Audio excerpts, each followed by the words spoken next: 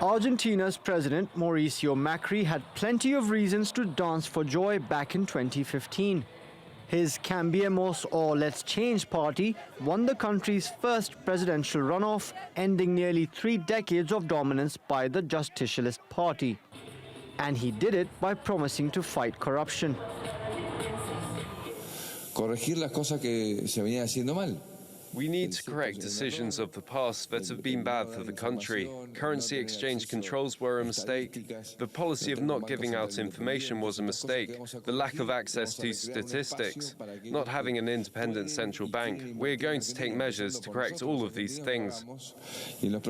But he's ensnared in scandals of his own, with federal prosecutors investigating 6 different cases involving Macri and his family.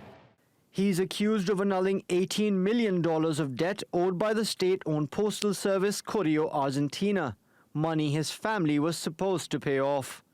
Sideco Americana, another Macri family business, is allegedly a major beneficiary in the bribery scandal at the Brazilian oil company Petrobras. And he's accused of conflict of interest for allowing Colombian carrier Avianca into Argentina because his father has business ties with the airline. To clear the air over the latest allegations, the government's delayed approval for Avianca to launch flights from Argentina.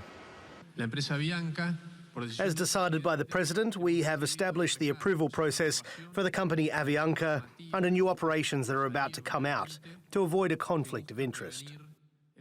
And Macri insists he's doing more to counter conflicts of interest than previous governments.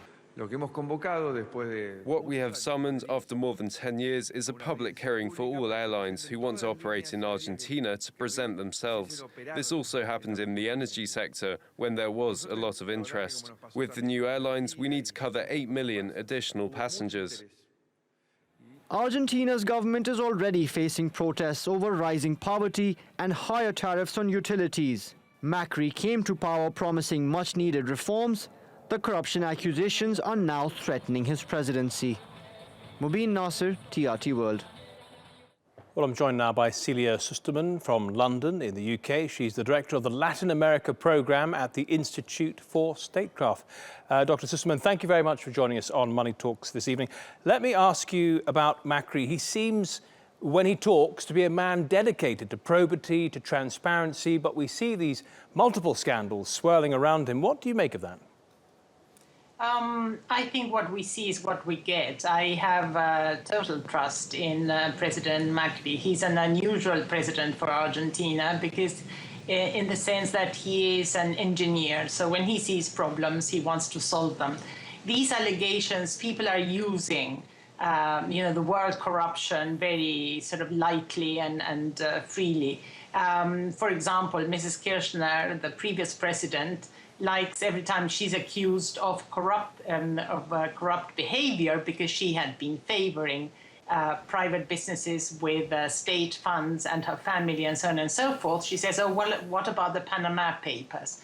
Now, the Panama Papers simply reveal that Macri's family had put money away in tax havens. Now, this is not unusual for Argentines in a country where in the last sort of 50 years there have been 3 hyperinflations and people lost all their savings. So nobody is horrified about that. It was private money put in a tax haven.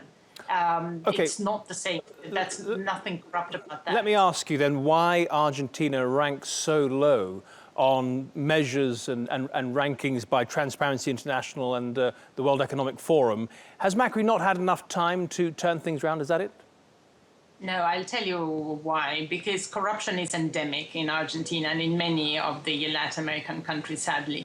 Therefore, it's not something that you eradicate overnight or with executive order or with a decree. It's really, and many people just think that that's the way of the world, that anybody who's in government will be corrupt. So I don't think you need to educate the public opinion. You need to change the political culture, and that's not something you can do in 15 months. It'll take time, but I'd be very surprised if any of these allegations are proved to be true. Okay, Celia Szusterman in London, thank you very much for that.